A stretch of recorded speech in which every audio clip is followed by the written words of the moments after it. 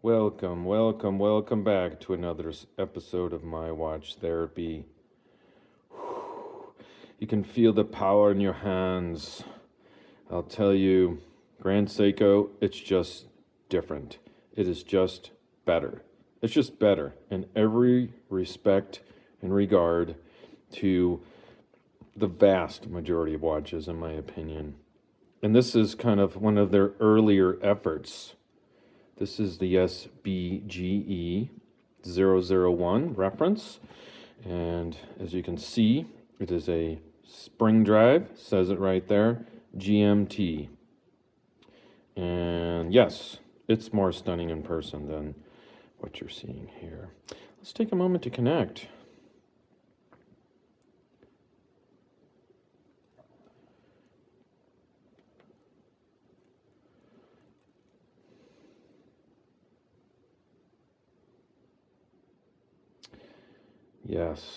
Yes, people. This was kindly lent into the channel, and I'm forever grateful. Yeah, it's all that. Okay, and it is a older model, and some of you who are keen to understand this, I got from a friend who got it used, who's had it for some time. As you can see, there's a little bit of scratches here and there, but the biggest giveaway is the fact that it says Seiko there up at the top and Grand Seiko down here. But I promise you, it is all the quality of models that are made 2017 or newer. And that's where they separated things and tried to make Grand Seiko really stand out or stand alone, which it does. And they took out the Seiko, straight Seiko moniker there at the top. But this watch, look at the bezel. Look at that reflection. It happens everywhere I've had it.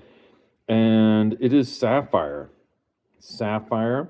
And a lot of the it's a sport collection watch. Most of them now are having more of the high beats. And they have spring drives, of course, have that sapphire inlay. But, one famous YouTuber, I'll remain anonymous, I will not mention, the initials are BW. He would say, well, I just don't understand this bezel. Sometimes it's opaque, sometimes it's black. Well, that's because it reflects wherever you are. If you're outside on a cloudy, bright day, it's going to look more opaque. If you're in the dark, it's going to look black. And right here, see, it's kind of gray, about 18 over there at 9 o'clock. The other day I had it on with somewhere near, let's see if it'll do it, in a room that had this lime green wall. And then I swear to you, this whole bezel just started glowing. Not glowing, but it looked green. It had that green reflection. It reflects wherever you are. That's what it does, BW. Anywho, it does have the 9R66 movement. This was a model that originally started in 2006 and was made right up until 2017. And I haven't done the full research on this watch. I have to run the serial numbers as far as when it was produced. I don't really care. They all look the same between that time period. This one keeps perfect time, I've noticed, with its 72-hour power reserve. And for all of you just dying to point out, yes, it does not have its original bracelet. I think it's a really nice aftermarket bracelet that's a little smudged up right now. And so the original would sit right in here, an integrated lug right there. It would fill that whole space. And I get that, and I think that's good, but I also think this is good. I think it allows it to sit right up tall. And yes, you can see where the original was, and it just scratched the hell out of that area, which is too bad. So I don't know how great that is.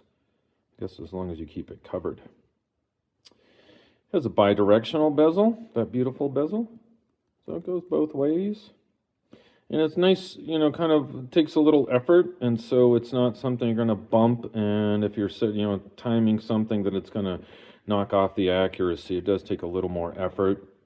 I wonder too, I don't have like the best camera, but if I could get in close Look at that Grand Seiko there.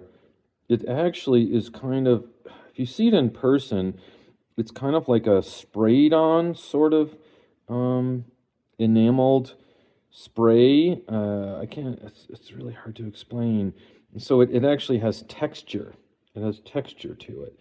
It's a great shot of the dial. You can see Lume at like 12 o'clock and 9. You can see the inner chapter ring. So much detail. So much care. You can also see that power reserve indicator. Each one of those ticks is a day. So right now I'm sporting about 2.5 days of power reserve currently. It's got that little nice date down at 4 o'clock, and it sort of nicely just brings your eye, or my eye, over to the recessed crown, signed. Very nice, very classy. And this watch originally, excuse me, was about $5,600 brand new. And my friend said got an incredible deal because it doesn't have the original bracelet. There was no papers.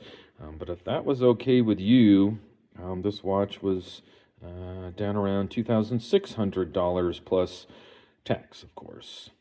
And so I think it brings to mind for me that this is a watch that is it's like a gateway drug, right? It'll bring you into the world of Grand Seiko in absolute bonkers fashion, right? I started Grand Seiko with an old a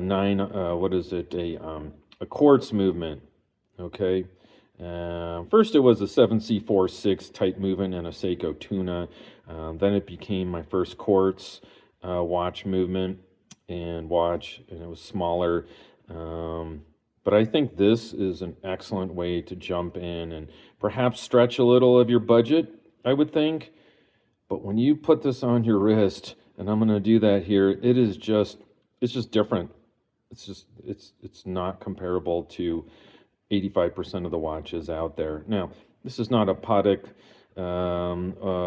this is not a 50 fathoms, although I think it really rivals a 50 fathoms. I retract that statement. I think it's right in line. Plus, for all of you that know or don't know, Spring Drive. Spring Drive is the second greatest watch movement ever invented. And it's both by the same company. One was the quartz. Seiko invented the quartz movement. Seiko Astron, and now the Spring Drive. Incredible. So it's got a 44 millimeter diameter, and it's a big stretching 50 point something lug to lug here. So I'll just throw it on my wrist real quick and see what you guys think of it. Just give me half a second. Don't want to drop it. There it is. Holy cow. Look at that, people. It's just so nice. And again, I really think this is like, if you're looking for something, Grand Seiko, you don't want to drop $5,000. Now, those prices have gone up. They're more into 6,000s for Spring Drive. And if you want this in a high beat automatic, that's about $7,200 brand new. Don't do that. That's another great thing about Seiko. They don't quite hold their value. So don't go out and buy a new one and then say, oh, I don't like it, and try to sell it. You're going to lose money every time. So buy it kind of when it's maxed out on its price, and I think that is this. That is this. And then there's other colorways, okay? This one's got the red GMT hand there.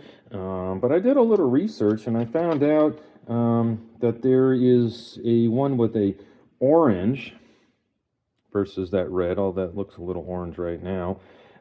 Still black like this, SBGE003. So just start, if you're interested in maybe picking one up or even thinking about it, any of these SBGE001 like this one, 003 like the orange one, and then there's one that looks very similar. It must have been another release, and that's the SBGE011. This is the 001. Okay. I think the only thing it's not like a big deal. I kind of finished with this. I feel like I could talk for hours. It's already gone on too long. I'll do another video. Just the Lume. At night, this entire bezel, the numbers and that, and then you can see the lume sort of parts of the dial, the hands, those all light up, and they're readable, but they are not kind of that typical, some of the Seiko with a Lume bright, where it's just like, you know, bomber nuclear. I'd say it's more subtle. I've even flashed a flashlight on it, and it was very subtle, but you could easily read all these numbers, easily see the hours, the time. So I don't know. I mean, do you have to have it so bright that you can use it as a flashlight too? It doubles as a flashlight? Not necessarily. One of the last things I will show you is also just, you can also kind of keep it running. And if you're traveling, you can kind of change times without fully hacking the movement, like so. If I take this all the way out, it does hack the movement, but it's how you can set that GMT time. See that moving? So the process would be to set a GMT time, maybe your local time, and then when you go to travel and you enter a different time zone, you can leave that and then just change the hours to the local time. Then you could read 2 time zones. Yeah. So this has been another episode of My Watch Therapy. This is the amazing, gorgeous GMT Sport Collection Spring Drive SBGE001. I look forward to any comments. I treat them as compliments, whether they are a little critical or they're positive. I really love to hear about it. And if you guys are interested in, you know, where can I get one of these? I'm not really finding them. I will reply to questions about that. I have done some videos too about ordering watches from Japan and how you can do that. So you can reference that in my videos, but comments are good too. Thanks again for watching. Thanks for spending a little of your most precious commodity watching my video, which is time.